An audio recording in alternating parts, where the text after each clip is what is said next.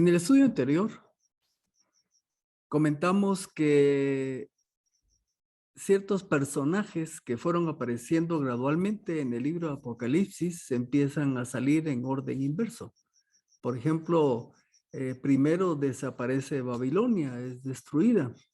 Luego, en el capítulo 19, el anticristo y el falso profeta son lanzados al lago de fuego. Y nos falta un personaje que fue el que apareció primero, que es el dragón, o sea, Satanás. Su destino y su futuro lo vamos a estar viendo ahora en el capítulo 20, en los primeros 10 versículos. Así que vamos a estudiar este capítulo y veamos cuál es el futuro del enemigo de nuestras almas. El día de hoy empezaremos el capítulo 20 de Apocalipsis y como acostumbramos a hacerlo, pedimos la dirección del Señor, así que los invito a que oremos. Padre, te damos gracias porque tu palabra es una luz, una lámpara, una lumbrera en nuestro camino. Nos guía y nos orienta. A través de ella, cada día podemos conocerte más, pero también vamos aprendiendo aquellas cosas que tú quieres que nosotros vivamos. Así que el día de hoy pedimos tu dirección para poder nutrirnos de las enseñanzas de tu palabra. En el nombre de Jesús oramos. Amén. En el estudio anterior, en el capítulo 19, vimos la derrota del anticristo, la derrota del falso profeta y por supuesto la de los ejércitos que les acompañaban en la batalla de Armagedón. Y recordemos que con tan solo, por así decirlo, el poder de la palabra del Mesías fue que se logró esta gran victoria. Nos dice también el relato al final del capítulo 19 que tanto el anticristo como el falso profeta fueron lanzados al lago de fuego. Y por supuesto puede surgir la pregunta, bueno, ¿y quién falta aquí en esto, verdad? Y esto es lo que vamos a ver en el capítulo 20, versículo 1. Dice, vi a un ángel que descendía del cielo y que tenía en su mano la llave del abismo y una gran cadena. Esta parte, este versículo, pues está tomado de la versión Reina Valera 2015 y también la versión, la Nueva Biblia de las Américas, tiene una redacción similar, empieza con el verbo. Sin embargo, en el original no empieza solo con el verbo ver, sino ahí se los puse, dice kai eidon. Eso quiere decir y vi. Esa palabra kai es la que quiere decir y, que nos hace conexión con el capítulo anterior 19. La nueva versión internacional, en vez de decir y, coloca vi además. O sea, esto es interesante porque el capítulo 19, al terminar y empieza el 20, bueno, recordémonos que los originales pues no estaban divididos en capítulos ni en versículos, pero es interesante las conexiones que hay en el relato. La nueva traducción viviente dice, luego vi. Y tanto decir vi además o luego vi, nos está diciendo que viene de algo que está atrás, que es lo que dice el capítulo 19. Y vamos a ver por qué este detallito ahí de gramatical pues es importante. Aquí me van a permitir usar una expresión un poco chapina combinada con el idioma del norte. Porque ustedes dirán, bueno, pero ¿por qué nos está explicando esto? Aquí se los pongo para los que están aprendiendo inglés. What is the cuckoo? Ahora, what is es una pregunta ¿qué es? Para los que ya se les olvidó qué es cuco, es cuando un niño chiquito se lastimaba y se lastimaba la piel y le salía una costrita, entonces decía que había un cuco. Y luego con el tiempo la palabra cuco se utilizó para sinónimo de problema. Entonces uno decía, bueno, ¿y cuál es el cuco? O sea, ¿cuál es el problema? Así que cuando yo les hablo de estos conectores, de esta conjunción, usted diría, bueno, ¿cuál es el problema? ¿Por qué nos explica esto? Bueno, el asunto es que se considera que este capítulo, o sea, el capítulo 20, es uno de los más controvertidos de Apocalipsis. ¿Por qué? Porque hay distintas escuelas de interpretación y que tiene que ver con el contenido de este capítulo, de una frase específica que vamos a ver más adelante. Algunos intérpretes, por ejemplo, ubican el capítulo 20 como una recapitulación de todo lo sucedido en la era cristiana. O sea, en pocas palabras, estos versículos que vamos a leer consideran que no son la continuación del 19, sino que está yéndose a mencionar algo que tiene que ver con toda la historia de la iglesia cristiana a través de los siglos. Ahora, agrego yo aquí, nosotros consideramos que el capítulo 20 es la continuación cronológica después del capítulo 19 y van a ir encontrando el por qué. Note la conjunción kai, que quiere decir y. Esto nos lleva a que hay una secuencia lógica en la narración con el final de Babilonia, luego el final del anticristo y del falso profeta, y entonces aquí vamos a ver el final de Satanás. Es una secuencia lógica en la narrativa que tiene Apocalipsis en esta sección. En el capítulo 9:1 aparece este relato. El quinto ángel tocó la trompeta y vi que una estrella había caído del cielo a la tierra, y a este ángel le fue dada la llave del pozo del abismo.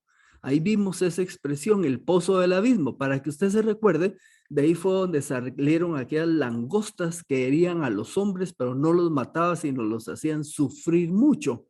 Y ahí mencionamos algo de lo que era este lugar, el abismo, por qué fue abierto y por qué salieron esos demonios tan espantosos. Bueno, el doctor Walworth, que es un autor estudioso de la escritura, él define que el pozo del abismo es la morada de los demonios encarcelados, o sea, un lugar de detención de ángeles malignos. Y en esa oportunidad estudiamos que este pozo del abismo era donde estaban encerrados quizás lo peor de todos los demonios seguidores de Satanás. Y en esa oportunidad, como parte de los juicios de Dios, son liberados algunos como parte de todos los juicios que vimos en los capítulos anteriores. Y explico esto porque aquí vuelve a aparecer la palabra el pozo del abismo, porque dice, ahorita vamos a ver por qué. Se nos dice que este ángel en el versículo 1 tiene una llave y una cadena. Bueno, la llave pues sirve para abrir, por supuesto, ¿verdad? Y la cadena tiene su función de sujetar a algo o a alguien. Ahora aquí entendamos, por lo que viene más adelante, que un ser espiritual no se puede sujetar con una cadena física. Entonces tenemos que entender que aquí está usando un lenguaje figurado. Así que digamos que lo que se va a hacer con esta cadena es neutralizar, ¿verdad? Evitar que siga haciendo lo que hace el personaje que nos va a decir a continuación. El versículo 2 dice que este ángel, el que tiene la llave y la cadena, prendió al dragón. Al dragón sí, aquella serpiente antigua, y lo aclara más, quien es el diablo y Satanás, y le ató por 1000 años. Y esta frase 1000 años es la que genera esta controversia en este capítulo. Pero vamos a ver antes algo del dragón. Dice, prendió al dragón. Esa palabra prendió al dragón quiere decir que lo apresó fuertemente. Ubiquémonos cronológicamente. Termina el intento del anticristo de pelear contra el Mesías. Es derrotado. El Mesías derrota a sus ejércitos. Fallecen todos ahí en el campo de batalla. Se recuerdan que incluso en uno de los capítulos anteriores decía que fue tal mortandad que la sangre llegó al nivel del freno de los caballos, ¿verdad? Para expresar que había sido algo increíblemente enorme la derrota que sufrieron estos ejércitos. Bueno, ahora quedaba pendiente Satanás, por supuesto, y aquí nos está diciendo que este ángel viene y lo va a apresar, lo apresa fuertemente. Y nos describe los nombres de Satanás. Dice, primero lo llama dragón. Esta palabra dragón es el nombre más usado con más frecuencia aquí en Apocalipsis. Y de alguna manera se le llama dragón porque era temorizante y repulsivo. Y ustedes pueden revisar más adelante en su casa Apocalipsis 12, 3 y 17. Se recuerdan que fue donde vimos la mujer que estaba encinta, que era Israel, y ahí se nos presenta al dragón y se está refiriendo a Satanás. También se le llama serpiente antigua. Y esta es una alusión a su acción en el paraíso. Era sutil para tentar. Y este tema lo desarrolla Pablo en 2 de Corintios 11:3. También se le llama diablo. Diablo quiere decir el calumniador, tal como se expresa en Juan 8:44. Y también el término Satanás, que quiere decir adversario y acusador. Y ahí hay una cita en Zacarías 3:1. Se nos dice que a este dragón el ángel lo ató por 1000 años. Y de nuevo, Satanás es un ser espiritual, así que físicamente no puede ser atado. Entonces, ¿cuál es el sentido? Fue neutralizado, lo hizo inactivo o inoperante, ¿verdad? Y obviamente, siendo un ser espiritual, hay un lugar en donde es capaz de poderlo tener encerrado. Ahora aquí la frase, 1000 años dice que fue neutralizado, que fue encerrado. De esta frase de 1000 años se han desarrollado 3 corrientes de interpretación, que son y algo mencioné en algunos de los estudios pasados, que son el milenialismo, el amilenialismo y el postmilenialismo. Estas 3 palabras se derivan del término 1000 años. Entonces, milenialismo es el que va a estar de acuerdo con una expresión literal de estos 1000 años. El amilenialismo, la A quiere decir que no hay milenio, a eso se refiere.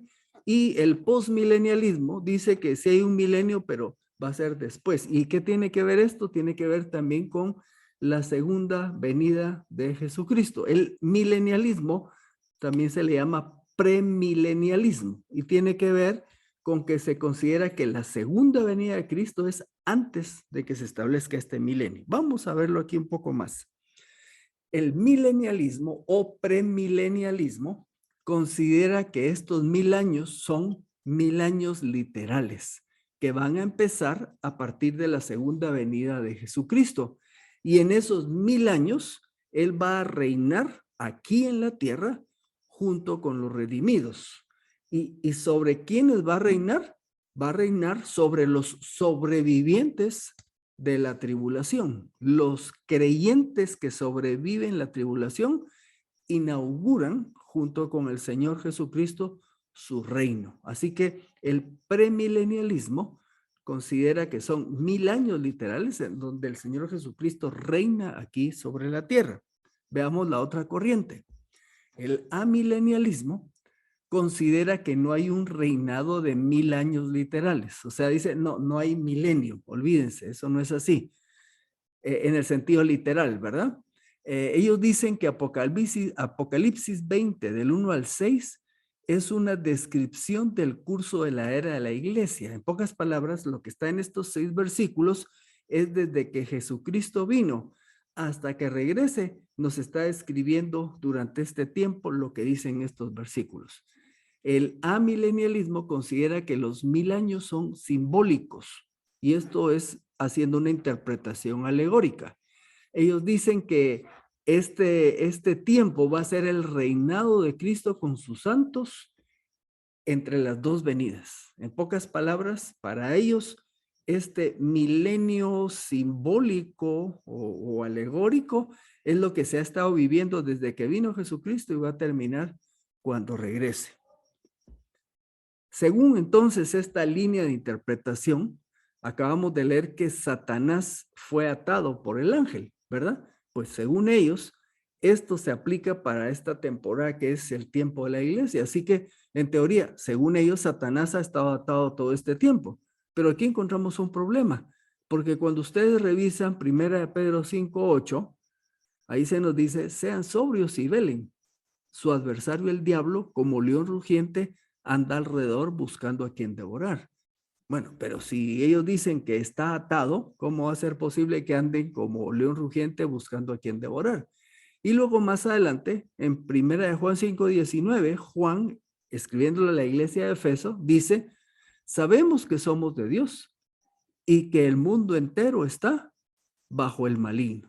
Así que los amilenialistas tienen problemas si consideran que estos versículos que estamos leyendo corresponden a la era actual de la iglesia, porque entonces en teoría Satanás estaría atrapado, sujeto, bajo control y no podría estar haciendo su influencia nefasta. Pero la realidad es que Satanás está vivo y activo. Bueno, la tercera corriente, que es el postmilenialismo, interpreta que el reino milenial se realizará antes del retorno de Jesucristo. De nuevo, no considera que son 1000 años literales, sino que es como un símbolo, y entonces piensan estos postmilenialistas que estamos ya actualmente viviendo esta especie de milenio que no es de 1000 años, sino es un periodo de tiempo indeterminado.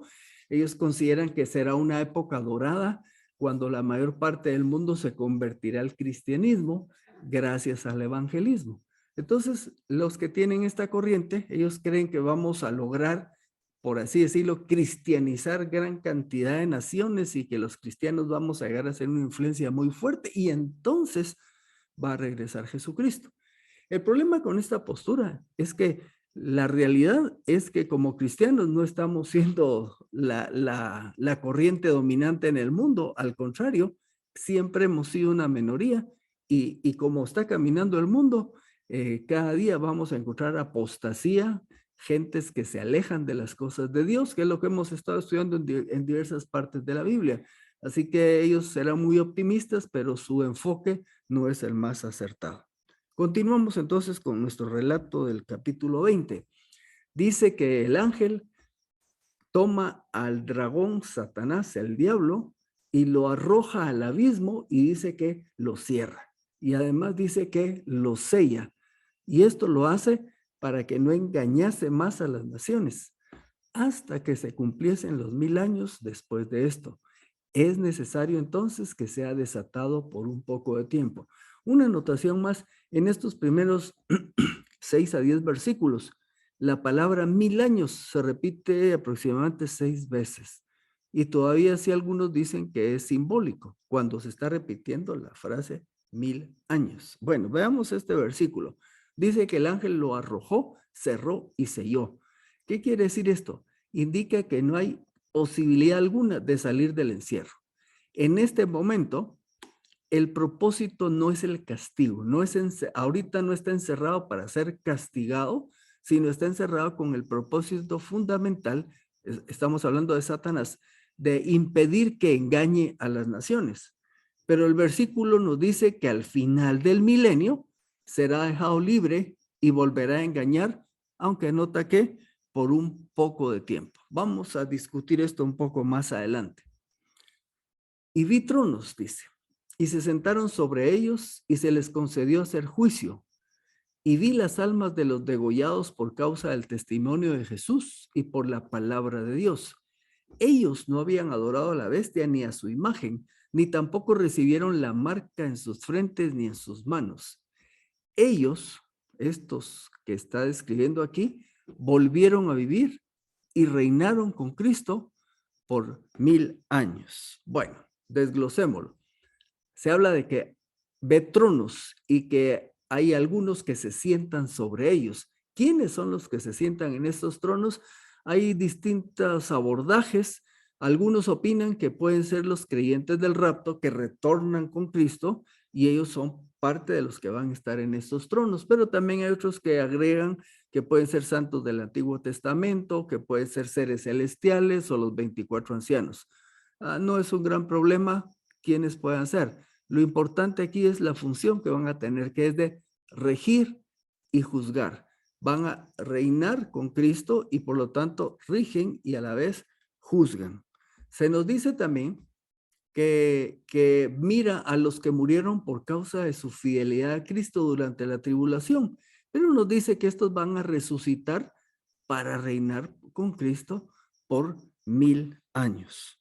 Y nos agrega el versículo 5. Pero los demás muertos no volvieron a vivir, sino hasta que se cumplieran los 1000 años. Esta es la primera resurrección. Bueno, vamos a ordenar aquí algunos pensamientos. Se nos dice en el versículo anterior que mira a aquellos que habían muerto por su testimonio en Cristo, fundamentalmente aquí en la gran tribulación, y se nos dice que ellos vuelven a la vida y van a reinar con Cristo en estos 1000 años de su reino acá sobre la tierra. Pero en el versículo 5 nos dice que los demás muertos, esos no volvieron a vivir. Hubo muertos no creyentes en la gran tribulación y también todos los que murieron en la batalla de Armagedón. Toda esa gente que murió no vuelve a vivir. Y ahora nos aclara que ellos prácticamente su turno será hasta que se cumplan los 1000 años. Punto. Y luego nos repite, esta es la primera resurrección.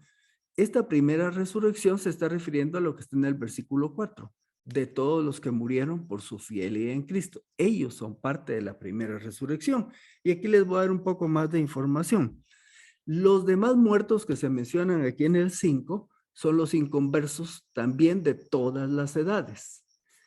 Aclaramos entonces, la primera resurrección consiste en la resurrección de los muertos en Cristo antes del rapto.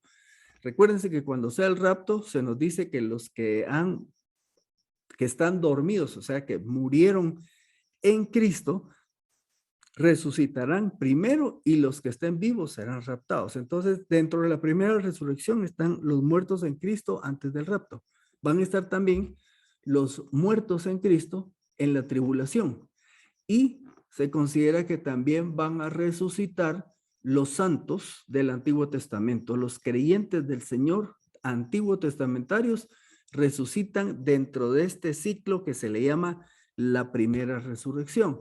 Algunos comentaristas también agregan ahí a los 2 testigos que estudiamos ya, que resucitan, se recuerdan que los matan y vuelven a la vida. Bueno, estarían dentro de esta primera resurrección, lo cual nos dice entonces que la segunda resurrección es de no creyentes. Vimos un pasaje en Daniel, cuando estuvimos en las predicaciones de Daniel, dice, le dijo el ángel a Daniel, y muchos de los que duermen en el polvo de la tierra serán despertados, unos para vida eterna y otros para vergüenza y eterno horror. Aquí en este versículo pues no se nos habla del tiempo, pero los que resucitan para vida eterna son estos que estamos viendo, que son los de la primera resurrección. Y los que van a resucitar al final de los 1000 años son los no creyentes, son los que resucitan para vergüenza y eterno horror. Dice el versículo 6, bienaventurado y santo el que tiene parte en la primera resurrección. Por supuesto, porque esta es la resurrección de los creyentes. Sobre estos, la segunda muerte no tiene ningún poder, sino que serán sacerdotes de Dios y de Cristo y reinarán con él por 1000 años. Cambiamos un poco el orden como está redactado y nos ayuda a entenderlo mejor. Bienaventurado y santo el que tiene parte en la primera resurrección, serán sacerdotes de Dios y de Cristo y reinarán con él por los 1000 años. Por lo tanto, todos estos que tienen parte de la segunda resurrección reinan con Cristo durante el milenio. Siguiente párrafo. Sobre estos, la segunda muerte no tiene ningún poder. La segunda muerte es la muerte eterna, o sea, la separación eterna de la persona de la presencia de Dios. Este detalle no lo vemos en esta sección, sino está en la segunda parte del capítulo. Versículo 7 dice, cuando se cumplan los 1000 años, Satanás será soltado de su prisión. ¿Se recuerdan que acabamos de ver que va a estar atado ahí en el abismo y que luego al final de los 1000 años va a ser soltado por un poco de tiempo? Y claro, cuando usted piensa todas las barbaridades que ha hecho Satanás, surge la pregunta de decir, pero ¿por qué si ya lo tenía ahí preso en ese lugar? ¿Por qué soltarlo? Y es la pregunta que combiné aquí un par de signos. Signo de admiración con signo de interrogación. Pues no sé si es válido usarlo así, pero es un por qué, pero exclamándolo. ¿Por qué soltarlo? Bueno, algunas razones. A pesar del confinamiento de 1000 años, Satanás no cambia, es el mismo. Así que ahora cuando es soltado se va a hacer evidente que Satanás, el maligno, el acusador, el mentiroso, padre de mentira, el usurpador, no cambia, aunque pase el tiempo. Aunemos esto, como dice aquí, por otro lado, que en un mundo paradisiaco, o sea, el reino, el milenio en el que el Señor Jesucristo va a gobernar, va a ser como un paraíso, porque va a estar bajo el reinado del Señor. Va a ser un reinado de equidad y justicia, sin privaciones. Pero entonces, ¿cuál es el problema? Que, y aquí tenemos que tener claro, cuando empieza este reinado de los 1000 años, dije hace un momento, quienes ingresan son los sobrevivientes creyentes en Cristo de la tribulación. Ellos son los que entran a formar parte de este reinado de 1000 años. Bueno, el asunto es que empiezan a tener familia y empiezan a nacer hijos de estos creyentes que, bueno, tanto creyentes como los que nacen todavía tienen la vieja naturaleza. Y esa vieja naturaleza se expresa en algunos o X número de ellos en la negativa de someter el corazón al señorío de Jesús. Y esto es lo que pasa durante el milenio.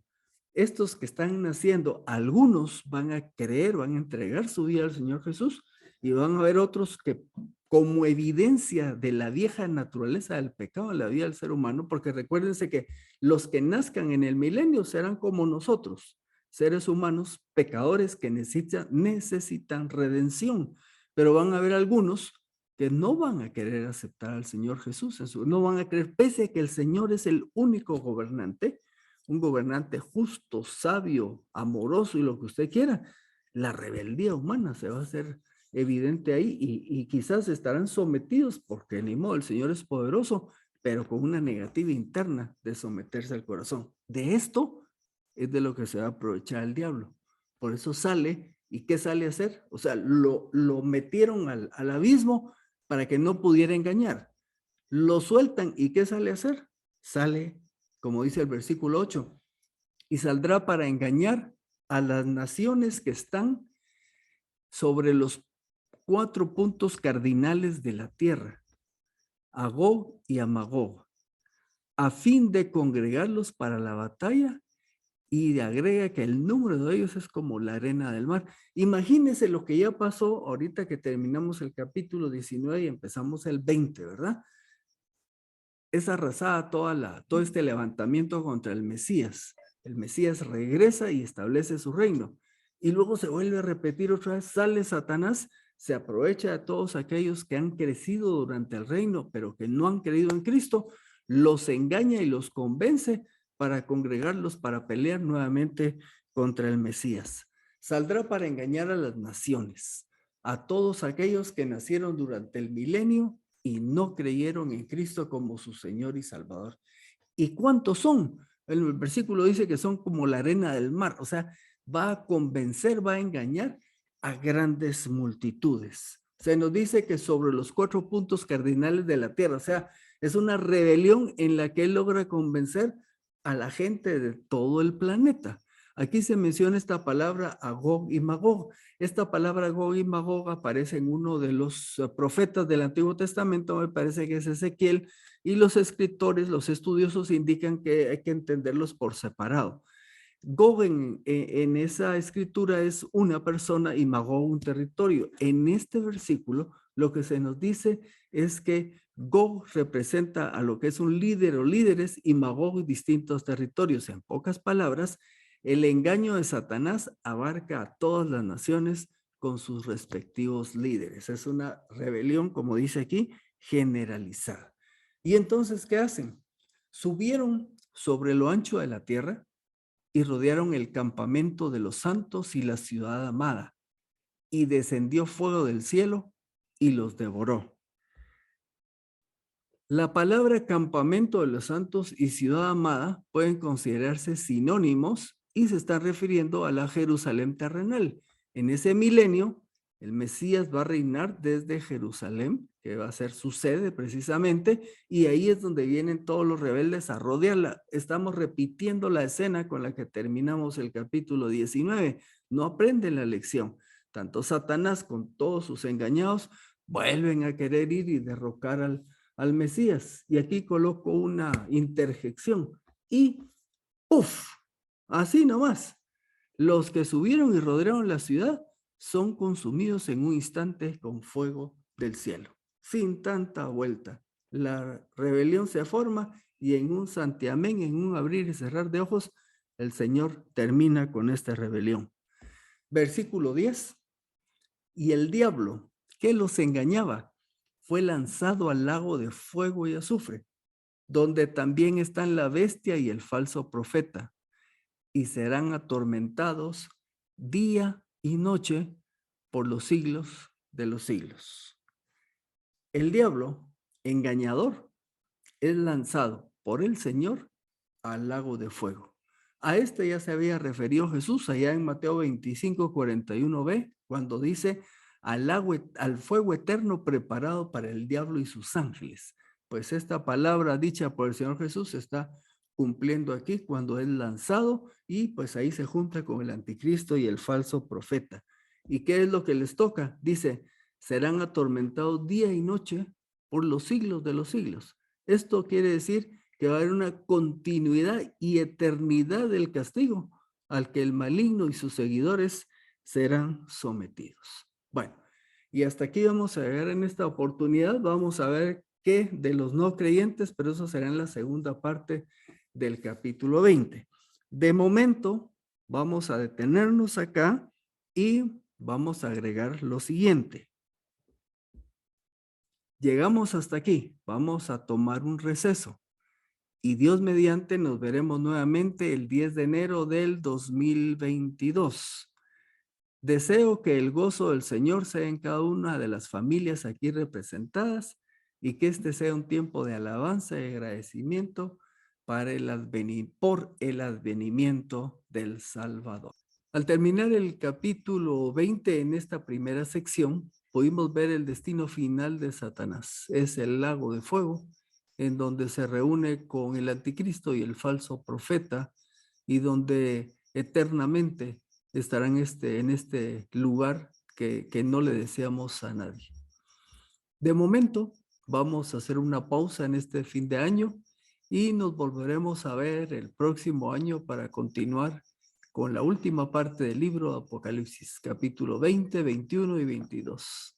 Hasta pronto.